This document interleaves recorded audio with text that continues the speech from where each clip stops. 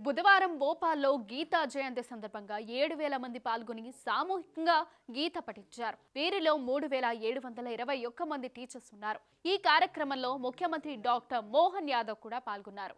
మోతీలాల్ నెహ్రూ స్టేడియంలో ఏర్పాటు చేసిన రాష్ట్ర స్థాయి కార్యక్రమంలో గీత 3వ అధ్యాయం కర్మయోగ పారాయణం సుమారు 11:30 గంటలకు ప్రారంభమై 9 నిమిషాల పాటు కొనసాగింది. Guinness book of world records ప్రతినిధి విశ్వనాథ్ ప్రపంచ రికార్డును ప్రకటించారు. అనంతరం గిన్నీస్ వరల్డ్ రికార్డ్ సర్టిఫికేట్ను సీఎం యాదవ్ అందజేశారు. ఈ సందర్భంగా రాష్ట్రంలోని 1.28 కోట్ల మంది అక్కా చెల్లెళ్ల బ్యాంక్ ఖాతాలో సీఎం ఒక క్లిక్తో 1,250 రూపాయలు జమ చేశారు. అలాగే 55 లక్షల మంది సామాజిక భద్రతా పింఛను లబ్ధిదారులకు 334 కోట్లను బదిలీ చేసింది.